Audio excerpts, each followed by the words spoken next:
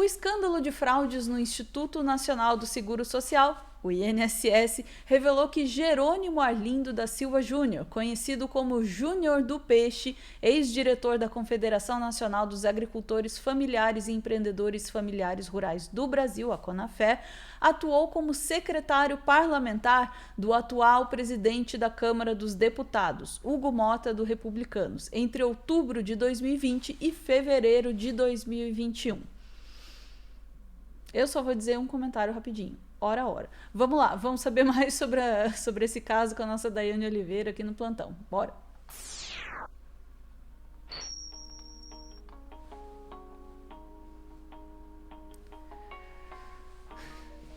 Coincidência, certamente uma coincidência.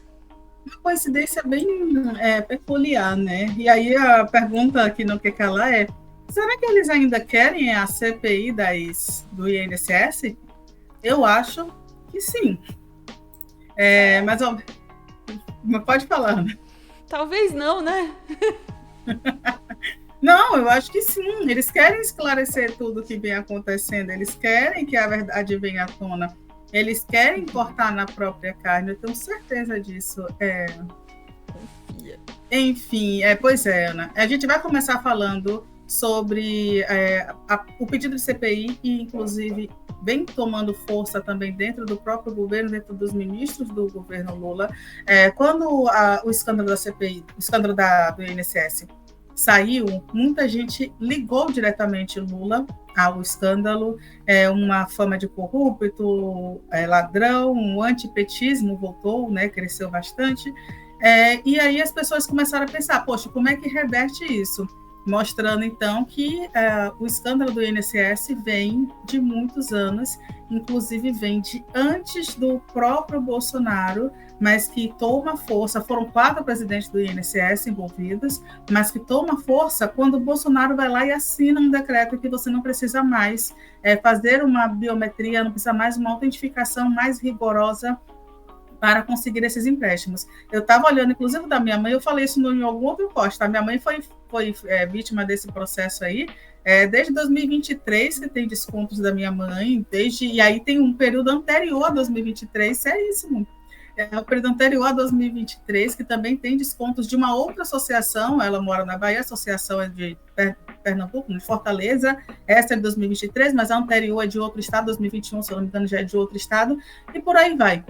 Ou seja, eu só estou trazendo isso para a gente entender que não é simples como muita gente pensou e que Lula, a investigação começou sim no governo Lula. Se foi descoberta uma grande fraude, né, desvio de verbas desse montante, é porque houve investigação, é porque não foi empurrado por debaixo do tapete, que nem umas rachadinhas em gabinetes aí de uma galera que compra imóveis com dinheiro vivo. Isso não é uma defesa ao Lula, é necessário que haja investigação sim. Mas é importante, né, dar nome a quem fez alguma coisa. E aí, dito isso, a gente tem os ministros do Lula agora defendendo a necessidade de ter uma CPI. E é justamente isso. A gente precisa entender quem estava envolvido. Porque cada momento a Polícia Federal investiga mais, surge um nome, e esse nome muitas vezes é ligado ou ao centrão ou à extrema-direita, pessoas com montantes de dinheiro, como a gente vai falar daqui a pouquinho desse ex-assessor do Hugo Mota. Por favor, Ana. Vamos lá. Abri a coisa errada aqui, né? É isso? Não, é esse mesmo. Ministros do governo federal saem em defesa contra a CPI do INSS. A reportagem é de Marcelo Matos. O presidente Lula prioriza a tentativa de conter os danos políticos do escândalo do INSS. Em Brasília, a oposição amplia a pressão pela abertura de uma CPI, um desgaste certo para as pretensões do PT em ano pré-eleitoral. O ministro do Desenvolvimento Agrário, Paulo Teixeira, dá o tom do executivo num tema sensível a toda a população. Todo esse escândalo aconteceu no governo Jair Bolsonaro. Quem desvendou esse escândalo e puniu os responsáveis foi o governo do presidente Lula. CPI é quando a investigação vem do parlamento. O parlamento quer investigar algo e é impedido de fazê-lo. Essa investigação, quem fez foi o governo. Os ministros foram municiados com informações sobre o escândalo do INSS. Daí uma resposta padrão. Tudo haveria começado no governo do então presidente Jair Bolsonaro, mas que as investigações devem prosseguir, mas bem longe do Congresso. Deixa claro o ministro-chefe da Secretaria-Geral da Presidência da República, Márcio Macedo. Eu acho que tem que aprofundar mais a investigação, tem que ir a fundo. Quem tiver cometido delito nesse processo, que pague pelos seus delitos. Quem não cometeu, que seja inocentado, que a gente possa virar a página desse processo para o Brasil continuar a sua vida. Você é favorável à CPI, então? Eu sou favorável que os órgãos de controle aprofundem a investigação, como manda a legislação brasileira. Os ministros Paulo Só interrompendo um pouco para dizer... Teixeira e Márcio Macedo participaram da abertura da 5ª edição da Feira Nacional da Reforma Agrária, promovida pelo MST no Parque da Água Branca, em São Paulo.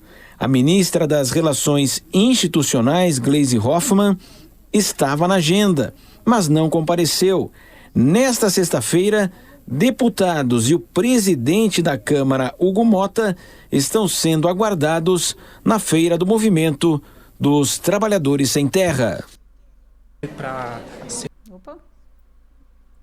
Isso. A Gleice não apareceu no evento, mas já deu entrevista dizendo que não faz sentido algum a CPI, a orientação que não haja a CPI, mas se o governo Lula tentar barrar por algum motivo a CPI, esse desgaste político de barrar a CPI vai ser muito pior do que o desgaste de ter essa CPI e deixar a gente, como o Nicolas, utilizar como palco, mas ficar comprovado justamente o que a gente vai ver agora.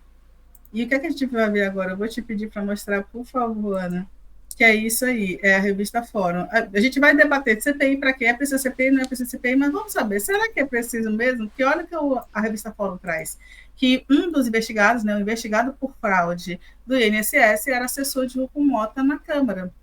O valor que foi descontado dos aposentados foi de 484 milhões de reais, e Júnior do Peixe, que dirigia a entidade acusada, era secretário de gabinete do agora presidente da casa, Hugo Mota, gente. Olha a fotinho aí dos dois, ó. Bem confortável o rapaz aí, o Júnior do Peixe. A matéria traz, que o escândalo do INSS se tornou um dos principais temas nacionais, continua sendo nacional. É extremamente importante que a gente traga isso. Desde que eu me entendo por gente que tem escândalo no INSS, a gente, Nicolau dos Santos Neto, Juiz Lalau, a Georgina Santos, a gente tem muitos escândalos, pesquisas de escândalos do INSS. Quando se fala, por exemplo, que o INSS não tem dinheiro, a Previdência não tem dinheiro, muito não é justamente sobre não ter dinheiro, mas sobre a gestão desse dinheiro. A gente precisa também pensar sobre isso. Vários institutos que falam sobre déficit orçamentário apontam que o Brasil tem dinheiro, inclusive, para a Previdência, para o serviço público, para aumentar salários. Então, isso é um debate mais profundo. Só que a gente precisa entender uma coisa.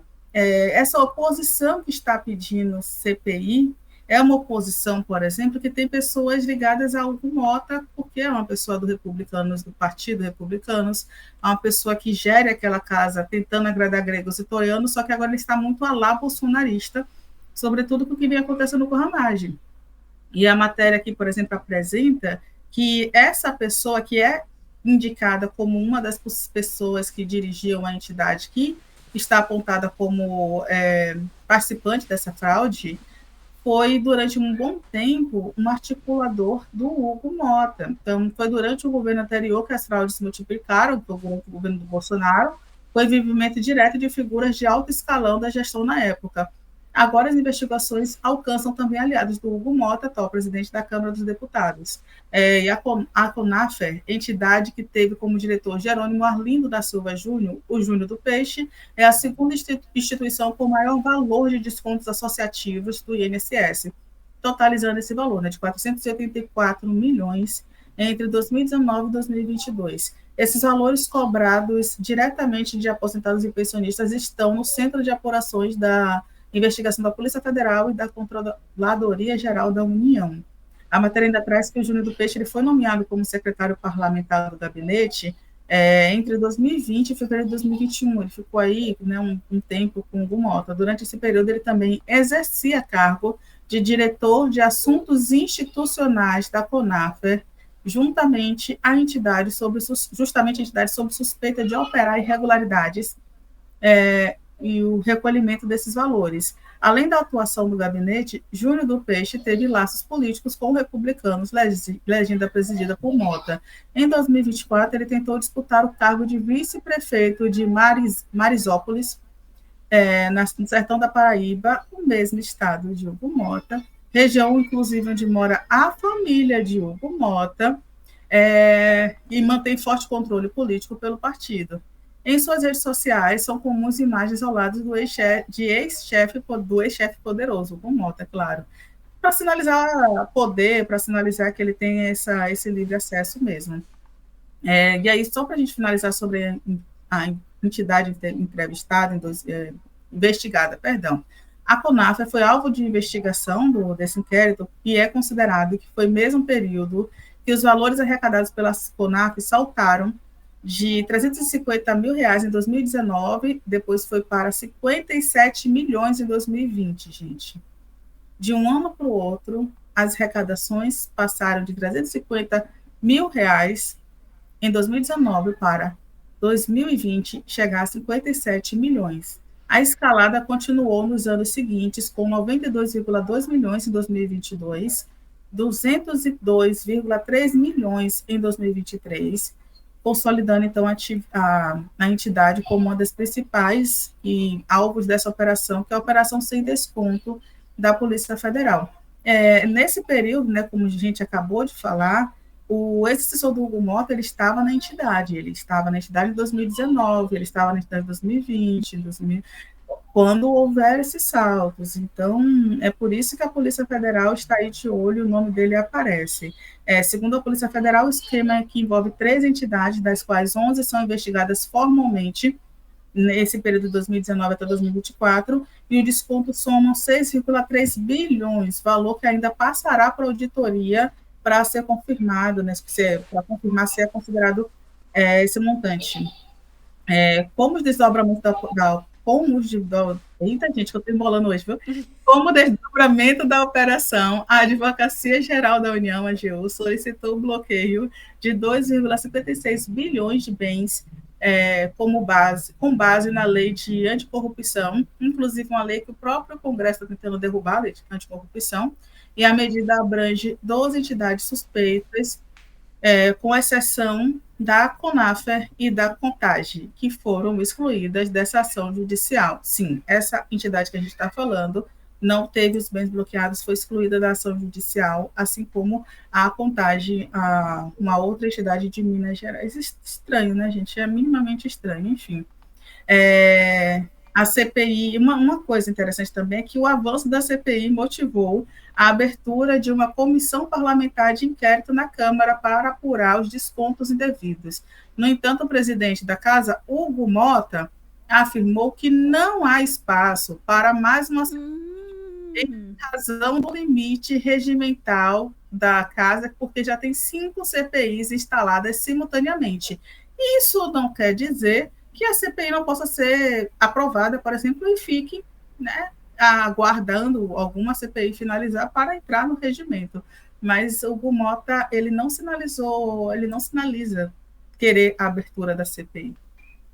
Então, né?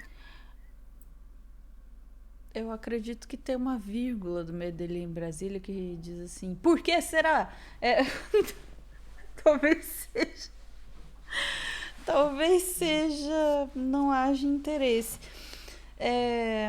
Eu vou por aí no meu comentário, Dai, sobre a questão da abertura ou não da CPI. Esse é mais um daqueles casos, assim, que talvez a oposição vai lá e fica, vamos abrir CPI, pensando na lacração, né, que eles podem fazer, os vídeos que eles podem gravar e tal, que de fato, hoje em dia, você tem que considerar isso, né, numa possibilidade de abertura de CPI.